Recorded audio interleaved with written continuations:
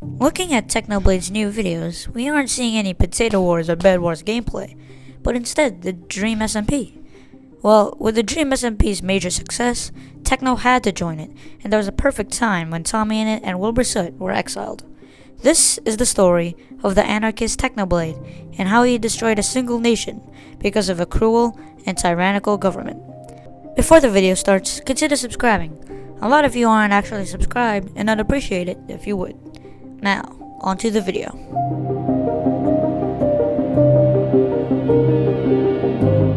Our story begins when Tommy Innit and Wilbur Soot were exiled by the new president, J. Schlatt. Thus, this began the Manberg Rebellion arc. The main characters, Tommy Innit and Wilbur, are banished and are sent to live outside the Dream SMP. They can't think of any ideas to battle an entire nation due to only having 2 members. Tommy results to one conclusion: recruit Technoblade to Pogtopia. Pogtopia is the new nation created by Tommy and Wilbur.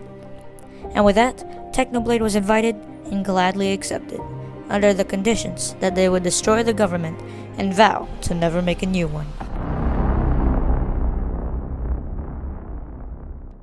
After weeks of grinding, Technoblade established a small base of his own under our river, which consisted of an enchantment room, chests full of stuff from riches to brewing materials, and much more. Above the river stood a proud horse named Carl.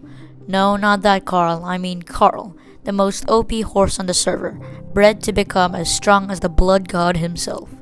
Techno was becoming more and more popular amongst the Manbergians and was then invited to attend the Manburg Festival, hosted by the president himself. Well, let's say things went a little mayhem.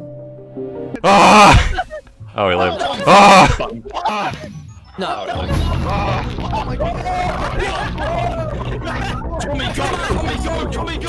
Tubbo, the right hand of Schlatt and secretly a spy for Pogtopia, was murdered by Technoblade under the command of Schlatt.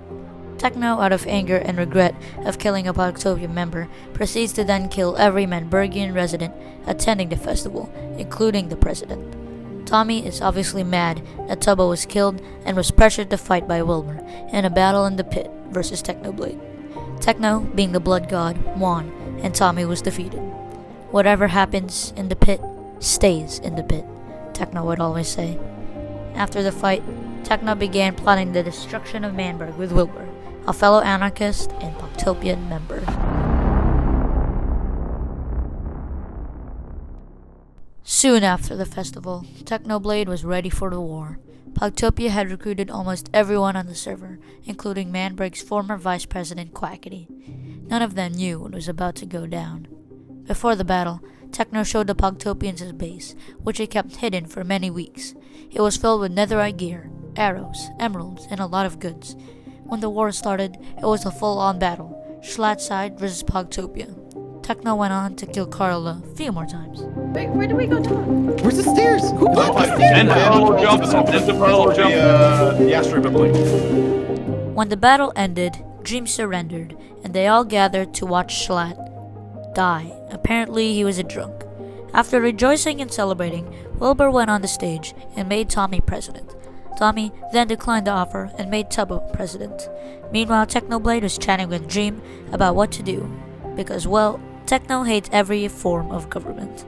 When Tubbo finished, Techno killed him instantly, with no hesitation. Everyone was confused, and so then, Techno made a speech, explaining that he didn't prepare weeks to destroy a government, only for a new one to erupt. Techno spawned in 2 withers, and in the midst of the chaos, Wilbur Soot blew up Manberg.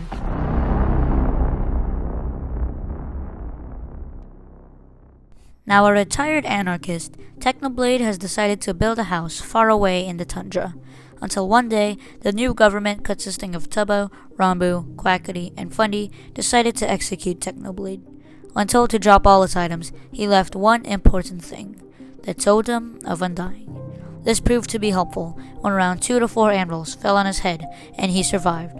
He quickly fled to the tunnels when Quackity reached him, but died due to a pickaxe, which is kind of funny, not gonna lie. Techno fled freely, and that's where the story ends, for now. If you like this video, consider subscribing. I want to reach my goal of 100 subscribers very soon, and you'd be a huge help in doing so. Thanks for watching, and goodbye.